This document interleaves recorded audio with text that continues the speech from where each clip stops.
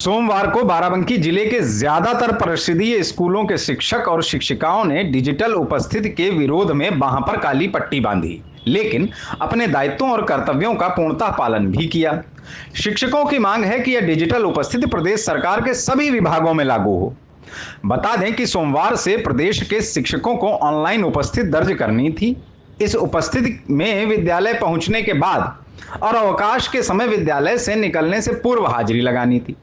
शिक्षक इसका विरोध कर रहे हैं, लेकिन कुछ शिक्षक ऐसे भी हैं जो इस प्रणाली के विरोध में नहीं हैं, लेकिन सामने आकर यह कहने की हिम्मत नहीं जुटा पा रहे।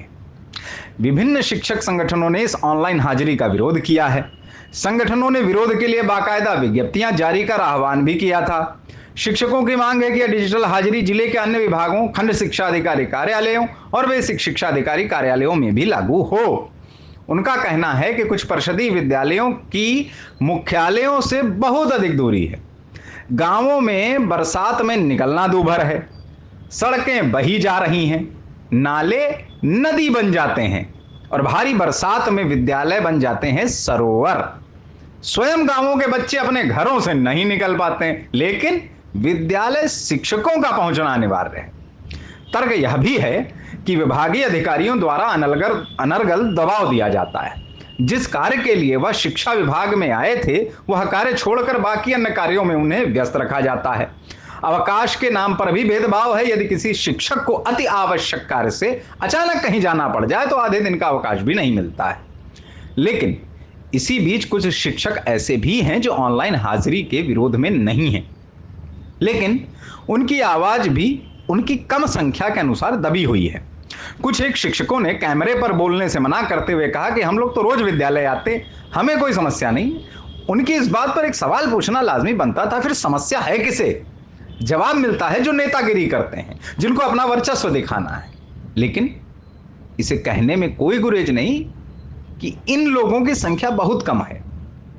दरअसल शिक्षा के स्तर को सुधारने में हर शिक्षक योगदान देने को तैयार है।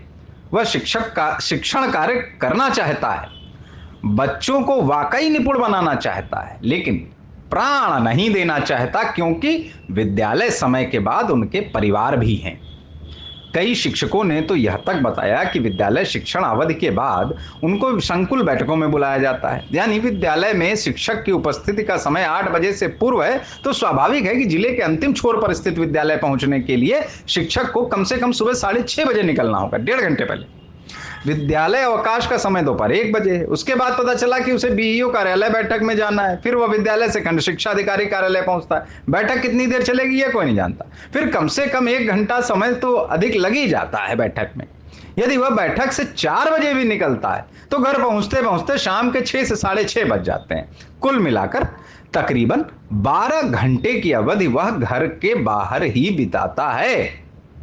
एक शिक्षक ने यह भी कहा, यदि हमें ही कोई विभागीय कार्य है तो स्वाभाविक है कि हम विद्यालय अवकाश होने के बाद ही जाएंगे। ऐसे में हमें कई बार कार्यालय में लिपिक वाले कर्मचारी ही नहीं मिलते हैं, तो हमारे काम कैसे होंगे?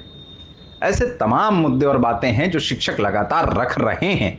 यह विरोध कब तक चलेगा, इसके बारे में अभी कोई स्पष्ट रूप से कहने को तैयार नहीं है।